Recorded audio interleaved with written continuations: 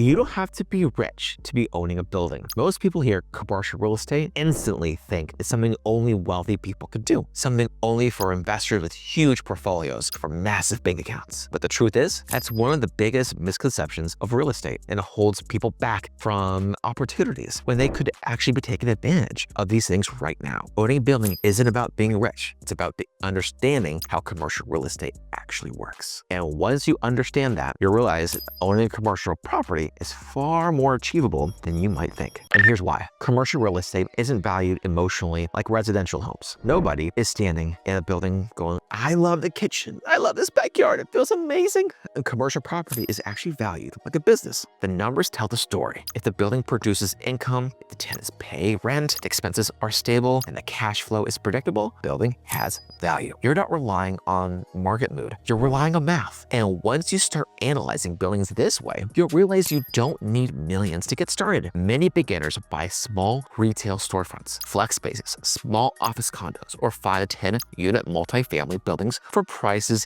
similar to regular homes. The difference? These properties pay you every single month and their value grows based on income, not opinions. But here's the part nobody really talks about. Commercial real estate offers multiple entry points that don't require a massive down payment. There are traditional commercial loans where the property itself is analyzed for income, not just for the buyer. There are SBA loans with low down payments if you plan to use part of the building for your business. There's seller financing where the owner acts as the bank. And there are partnerships where you bring the deal and someone else brings the capital. When you have the right strategy, good deal, willingness to learn numbers, you can own a building without being wealthy. In fact, many people who own commercial real estate today started with basically nothing but a small amount of savings and an ability to recognize a good opportunity when it knocks on the door. Let me give you a simple example. Imagine a small retail building or flex warehouse priced between $400,000 to $650,000. 2 tenants are already in place. They're paying rent each month, covering the expenses and leaving money left over after everything is paid. And you're not paying for the building out of pocket. The tenants and the cash flow are. That's what people don't understand. You don't buy a commercial property with your personal income. The property pays for itself through the rent it generates. And the building becomes the asset that carries the weight, not you. That's how people with normal jobs end up building long-term wealth, not through giant savings accounts, but through smart deal, cash flowing assets, and long-term thinking. If you have been thinking and telling yourself, I'll start once I make more money, or commercial is way out of my league, stop thinking about that. The only thing separating you from owning a building is the right game plan. And if you want to see exactly what the game plan looks like based on your current capital, your goals, and your timeline, I built a tool that creates a free custom commercial real estate roadmap just for you. If you have to do is just click the link in the bio and answer a few questions, and you'll get a personalized blueprint that shows you what type of building you can realistically afford,